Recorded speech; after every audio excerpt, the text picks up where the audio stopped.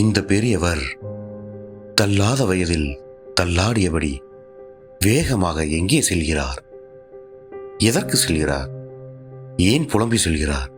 ஏன் இந்த அழுகை? எதற்கு இவ்வளவு சாபம்? நடந்ததுதான் என்ன? இவர் திரும்பி வருவாரா? அமைதி காப்போம், பொறுமை காப்போம், நம்பிக்கையுடன் இருப்போம். அவரை பார்க்கவே மனம் நிலைகுலைகிறதே. மீண்டும் வருவார், வரவேண்டும். நடந்ததை சொல்ல வருகிறார் அவர்.